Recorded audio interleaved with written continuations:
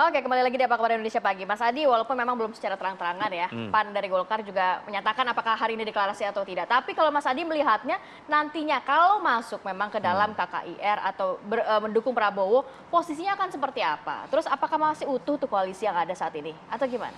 Saya ingin komentar dua hal. Pertama, kalau melihat kecenderungan rata-rata Golkar dan PAN ini bergabung dengan Prabowo Subianto, anggaplah begitu, tentu membawa satu proposal politik dong. Ya. Bang Yandri ngomong, ya siapapun capresnya, Erick Thohir lah cawapresnya. Itu Cawapres tertinggi. betul, itu idealnya. Begitupun dengan Golkar. Ingat loh, hasil Munas Golkar beberapa tahun yang lalu tetap Erlangga Hartarto atau mungkin nama Ridwan Kamil yang coba untuk disorongkan. Itu kan proposal di atas kertas yang ditangkap oleh publik.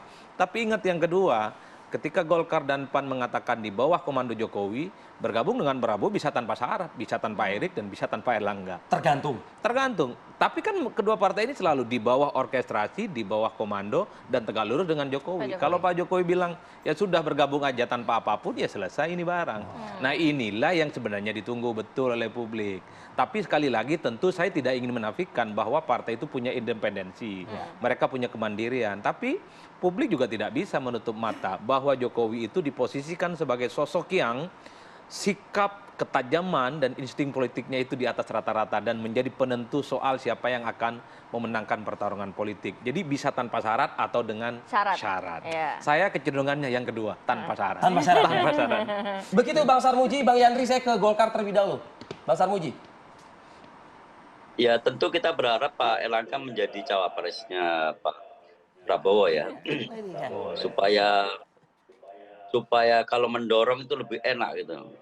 Ada kader Golkar di dalamnya dan ini tentu saja akan menambah semangat infrastruktur partai kita untuk berjuang.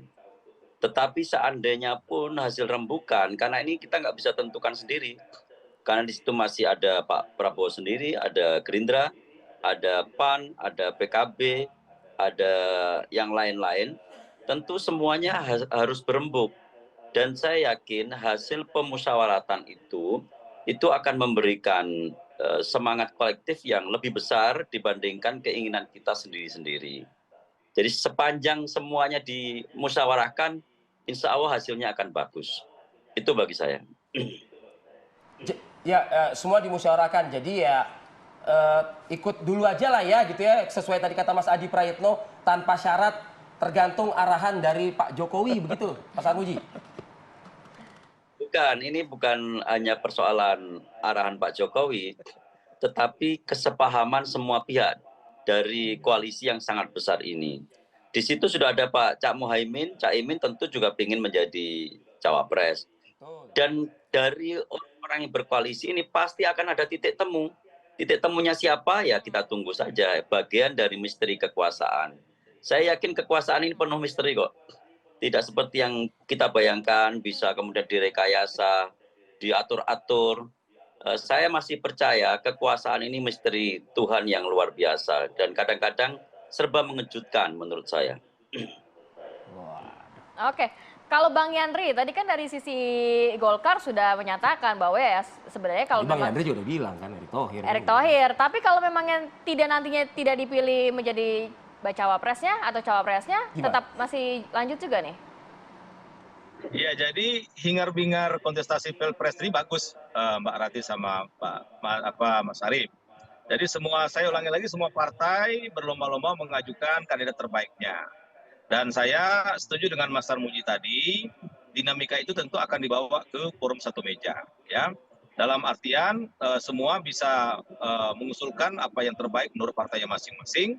Dan hakul yakin nanti akan ada titik temu. Karena amanat undang-undang Pilpres itu kan hanya satu capres dan satu cawapres yang bisa disahkan ke KPU. Dan itu harus memenuhi 20%. Jadi kalau masing-masing mengusulkan dan bertahan dengan usulannya masing-masing dan tidak ada titik temu, tentu tidak akan bisa dibawa ke KPU. Nah, saya yakin nanti bila mana benar koalisi besar ini terbangun antara PAN, Gerindra, PKB, dan Golkar, ya saya meyakini koalisi tidak mau kalah gitu dalam menghadapi Pilpres tanggal 14 Februari nanti. Maka hitungan menang itu menurut saya jadi hal utama.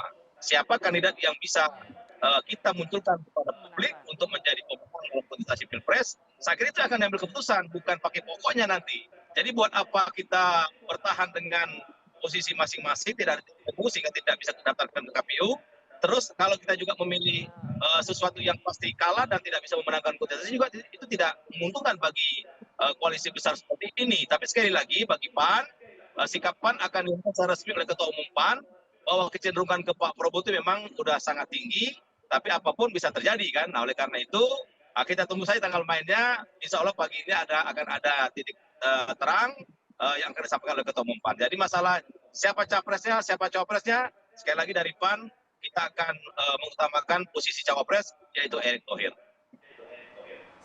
Oke, Mas Adi nampaknya sih tadi kalau udah melihat, tapi kalau dari sisi PAN kan yang perlu dipertimbangkan adalah elektabilitas. Jangan sampai kita ada koalisi, walaupun nanti titik temunya siapa, tapi dipikirkan juga nanti menang apa enggak nih gitu.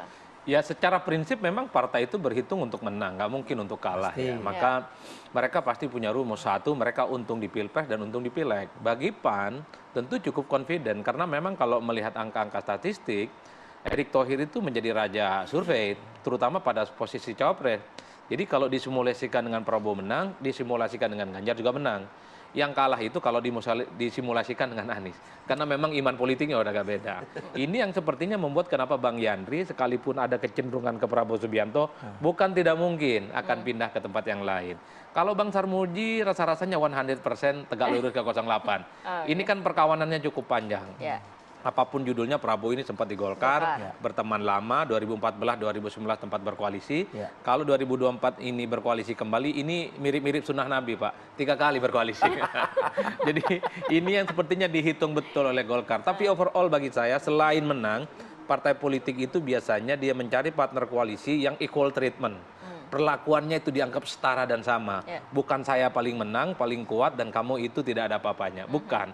Ingat, setiap partai politik itu mereka punya independensi, punya tegak lurus ke setiap ketua umum mereka, dan tidak bisa diperlakukan secara underestimate. Inilah yang kemudian kenapa membuat irisan politik di 2024 cukup dinamis. Mungkin banyak orang yang mau berkoalisi dengan yang lain, tapi karena tidak diperlakukan sama, tidak equal, dianggap tidak boleh bisa bikin manuver banyak, tidak boleh minta sharing power yang berlebih, mereka nggak nyaman. Mungkin dengan Prabowo Subianto mungkin apa aja dikasih lah gitu. Yang penting dukung Prabowo dan menang. Kira-kira begitu logikanya. Wallahu a'lam bishawab, saya nggak tahu persis. Tapi partai politik dalam hal tertentu juga ingin dilihat. Mereka itu punya pride dan punya dignity dan punya kewenangan soal apa yang mereka akan minta kalau menang. Kan kira-kira begitu. Oke, menurut sebelum terakhir ke Bang Sarmuji masing-masing ke Mas Yandri, sedikit saja mungkin. Potensi deadlock di dalam musyawarah mufakat sebagaimana dua narasumber kita tadi mengatakan, besar nggak sih kira-kira? Oh besar. PKB membawa Caimin, Golkar membawa Erlangga, lalu Janus membawa Erick Thohir. Sangat deadlock, karena kalau melihat kecenderungan rata-rata memang semua partai sampai hari ini kalau betul mau merapat ke Prabowo Subianto, pertanyaannya siapa wakilnya? Itu. Caimin Semua itu bawa kan nama gitu ya? Caimin itu kan seperti dengan PAN, seperti dengan Golkar. Kalau Prabowo ingin menang dengan Caimin. Nah, begitupun dengan PAN, kalau Prabowo ingin menang dengan Erick Thohir. Begitupun dengan Golkar, kalau Prabowo ingin menang dengan Erlangga Hartarto.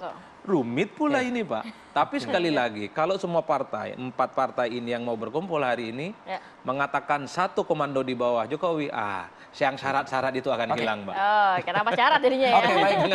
Bang Sarmuji, terakhir dari Anda, Bang, singkat, Bang. Saya yakin koalisi ini akan mulus, kalau terjadi akan mulus-mulus saja. Bukan apa-apa, seperti yang dikatakan Mas Adi tadi, sebenarnya perlakuan equal itu bisa kita rasakan. Dan itu membawa kenyamanan psikologis yang saya sampaikan tadi. Di samping ada kenyamanan ideologis. Jadi karena sudah nyaman, pasti permusyawaratannya pun nggak akan keras. Karena sudah nyaman, pasti kita bisa bicara belak-belakan, lalu saling mengerti, saling menerima, saling memahami, sehingga kemungkinan besar untuk deadlock dalam pengertian nggak ada jalan keluar itu kecil sekali. Tapi andaikan kemudian masing-masing punya calon lalu bisa menerima, itu jalan terbaik saya pikir. Nanti akan ada solusi pada ujungnya. Oke, Bang Yandri singkat, Bang. Iya, Mbak Rati dan Mas Arief, partai politik ini sudah terlatih untuk menghadapi serumit apapun persoalan. Gitu. Jadi percayakan saya dengan kami, insya Allah akan ada titik temu yang terbaik buat rakyat. Dan pada akhirnya sekali lagi kita berkoalisi untuk menang, dan itu menang itu menjadi kata kunci untuk membangun siapa yang kita usung sebagai capres dan sebagai cawapres. Itu dari Pak. Baik. Baik, terima kasih banyak Bang Yandri, Bang Sumardi, jadi Mas Adi. Mas Adi, thank you. Makasih. Sehat selalu. Assalamualaikum Bang Bapak. Sarmuji, Bang Yandri, terima kasih juga. Selamat beraktivitas kembali. Oke, kita harus jeda dulu sejenak, nanti kita hadirkan informasi mengenai komentar dari warga melihat polusi udara di DKI Jakarta dan juga ada wacana untuk WFH. Nah, Work from home. Work from home. Faris Naufal nanti akan hadirkan untuk perbincangan dengan masyarakat seperti apa. Sesaat lagi tetap bersama kami di Apa Kabar Indonesia Pagi.